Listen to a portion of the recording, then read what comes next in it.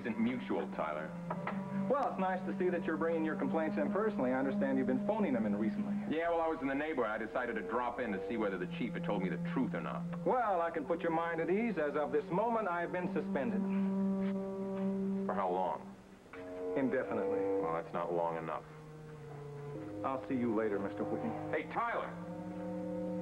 You know, if I was you, I'd think about maybe leaving the police force. Finding another line of work, you know what I mean? Well, as a matter of fact, I just may do that, my friend.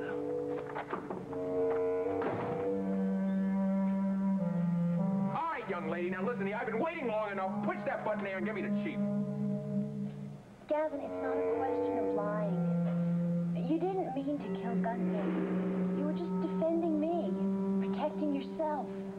The jury will believe you. I know they will, baby, especially now. Especially now that I'm willing to bend the truth a little bit. God, Jody, why won't anybody believe the truth? Excuse me, ma'am. Your lawyer's here, Wally. Thanks, Alexander. I came as quick as I could. Did I get the message right? Yeah, you heard right. I was just telling Jody my decision. I bet you're glad to hear the good news, huh?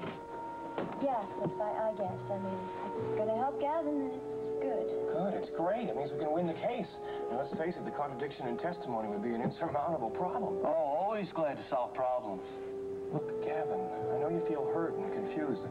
I know you think it happened another way, and I'm telling you to believe an alternative story. Oh, hey, that's a good one, Cliff. Alternative story. Sounds a lot better than lie. But what? I made some...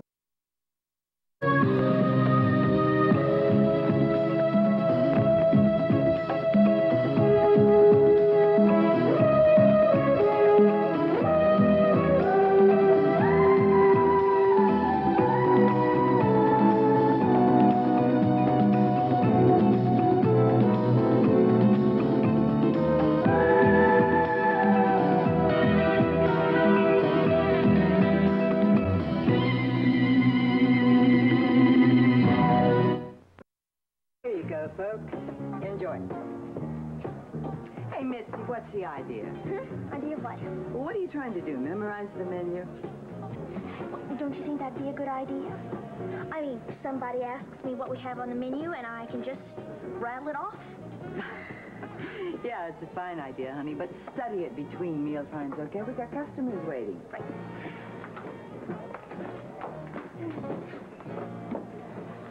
Hey, Bobbie, how are you? Don't tell me, let me guess. You quit the Whitney job and you want to come back here to work. No, that's not it. Actually, I was looking for Jody. Oh. Well, she usually comes by here after she goes to visit Gavin at, you know where. Yeah, I know. She'll probably be by in a little while. Sit down, have something to eat. No, I can't. Oh, come on, for old time's sake. Sid, I've only been gone a couple days. Oh, I know, but well, I miss you plenty, just the same. Come on now, sit down, have a cup of coffee. How about a drink? You look like you could use one. Yeah, I could. That job has really taken a lot out of you, huh? Well, I always thought that working for those people would be no bed of roses. Especially not with that woman. Yeah, well, that's why I can't stay very long. I've got to do an errand for Mrs. Whitney. It's kind of important. Listen, Bobbie, you know, I've never told you how to run your life. And you also know that I think a lot of you. I mean, you and me, we started this place together. I always thought we made a pretty good team. We did. And it doesn't bother me that you don't want to work here. That's your business. I just hate the idea of our not being friends anymore, you know? Oh, Sid, that's not going to happen. Listen, I don't have very many friends in this town. I can't afford to lose any. Well, fact is, I guess I started thinking of you as, oh, kind of like family, you know. Listen, I'm not asking you to feel the same way.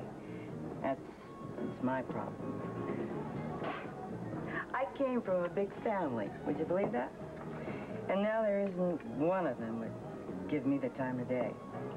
They didn't like the guy I married, and he didn't like them, and, well, you know how that goes. Anyway, well, there comes a point in life when you just want to care about somebody. You know how it is.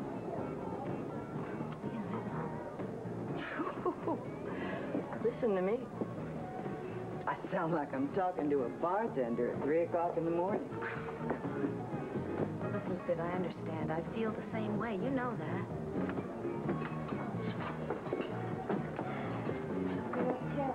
Thanks. I need you. Oh, I need you too. Hi, Sid. Hi. Where'd you come from? The funeral? That's what I feel like. Hi, Bobbie. Cliff, have you seen Gavin? Oh, yeah, I just came from talking to him. Jody and I... Jody, is she with you? Oh, no, she was going to come, but she wasn't hungry. She decided she wanted to take a walk. Oh, no, I've got to see her. Well, she'll be at home tonight. No, it's too late. I've got to see her now. If I can't see her, I'll see Gavin. Well, he's not in a very good mood either. It doesn't matter. I've got to go. See you around. Sid? Thanks. I'll see you soon, okay?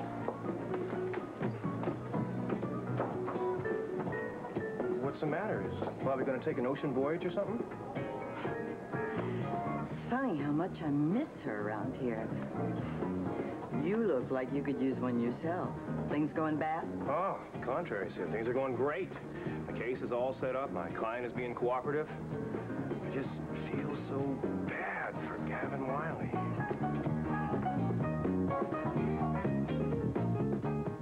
I felt totally tacky. It was...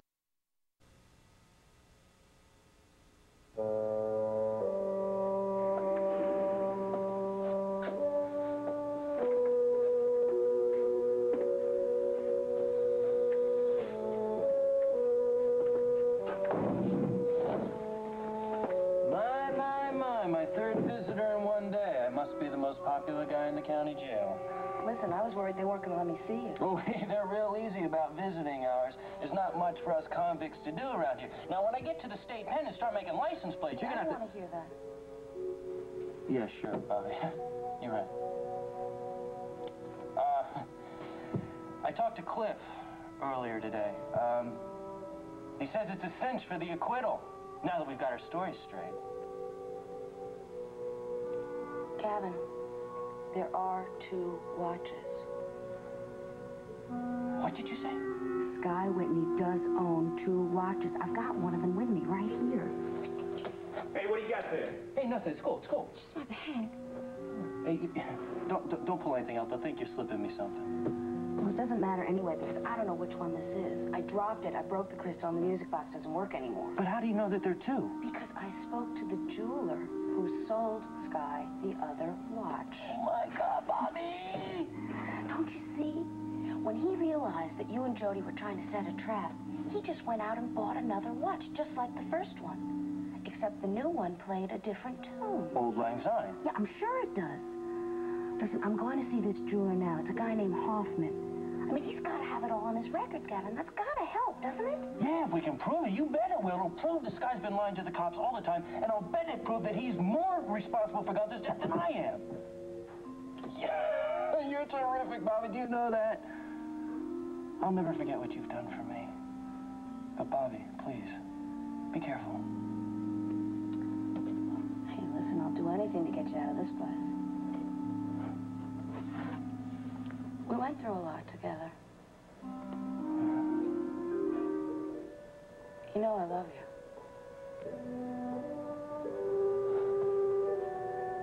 I gotta go.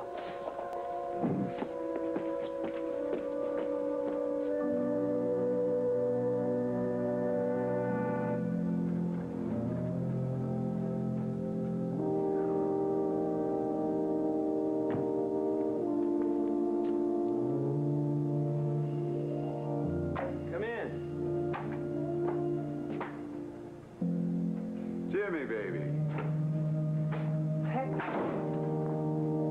Hector Wilson. Live in person on this very stage, not a motion picture. Well, where's the big welcoming smile? Aren't you glad to see an old friend? I'm surprised, anyway. What the heck are you doing here, anyway? Last time I saw you, you were trying to pick up 2 young ladies on Sunset. Yeah, well, I'm here now. LA's loss is Monticello's gain. What happened to the show? Oh, it closed after 2 days. My lighting got terrific reviews, but everything else... Ooh, sorry. Yeah.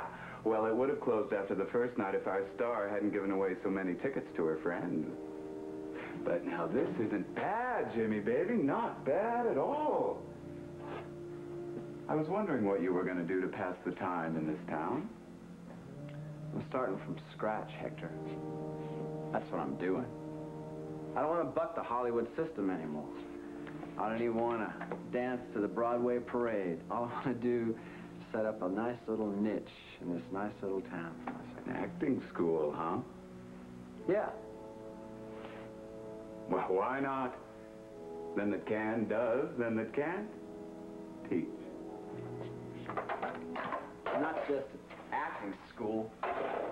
This is the beginning of a repertory theater. Oh, yeah, sure. I know all about that.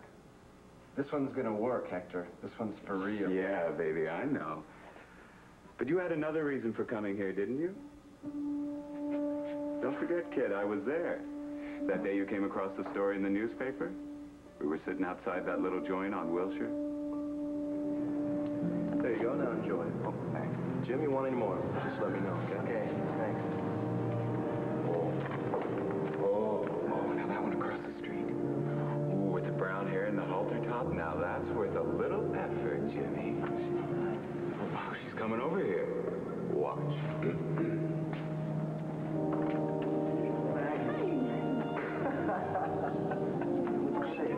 She didn't see me then. Hey, listen. I've been thinking about getting my bike out of hock. You want to go down to La Jolla this Saturday? Yeah. Of course, I'll need a few bucks, but... Hey, listen, could you restrain your enthusiasm a little bit? Hey, holy Christmas heck. Look at this. What is it? Special to the Times Syndicate. Jim Diedrichson, where are you?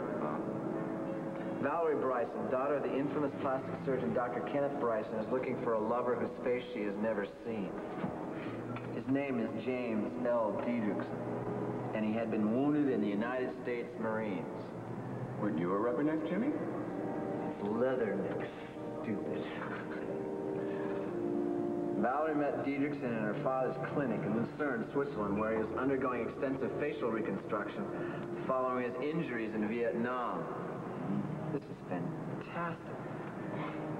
Tell me, for Pete's sake. She's talking about her boyfriend.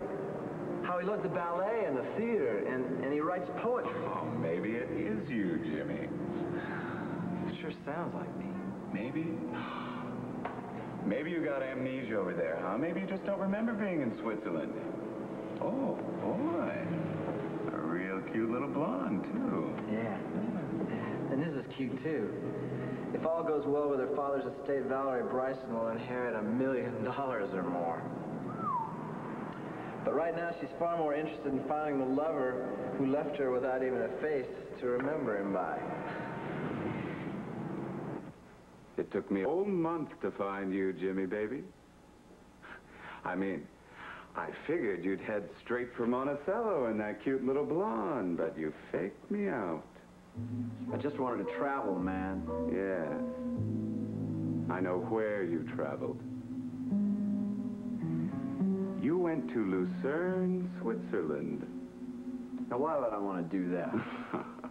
Because I know you, Jimmy. You're thorough, man. Thorough. Heck, how long are you going to be in this town?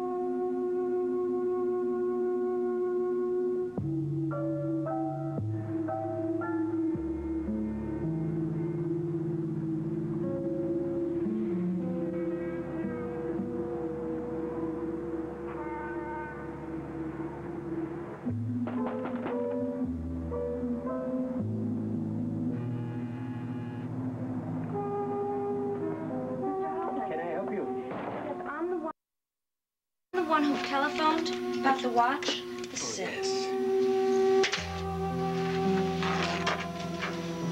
No, no. This is not the one I sold him.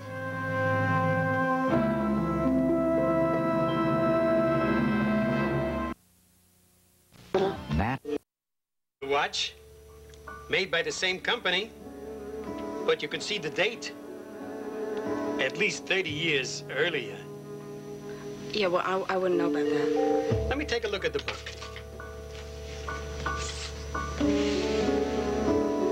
The serial number is different. And the watch I sold Whitney plays Old Lang Syne. If you fixed this watch, would you be able to find out what tune it played? You would, couldn't you? I could. You know, Mr. Whitney insisted that the initials in the case be exactly the same.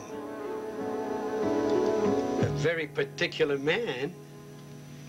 Yes, he is, isn't he?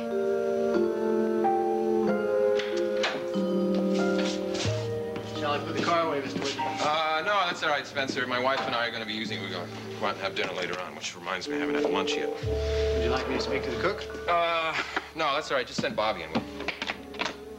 I don't believe Bobbie's home, Mr. Whitney. She's not home. Well, where is she then? She said something about Mrs. Whitney asking her to go on an errand for her. That girl seems to be getting in the habit of leaving this house without permission. All right, just get, what's her? Hermione. Hermione to send up a tray as quick as you can. Yes, sir.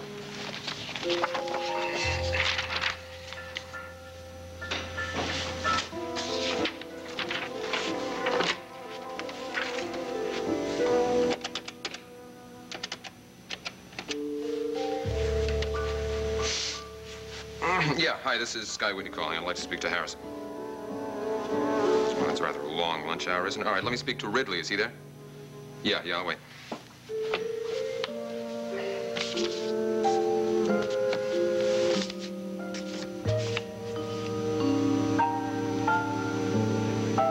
Hoffman Jewelers. What? No, never mind. Hoffman. That isn't Raven's handwriting. It must be Bobbie's. My God, that's where she's gone.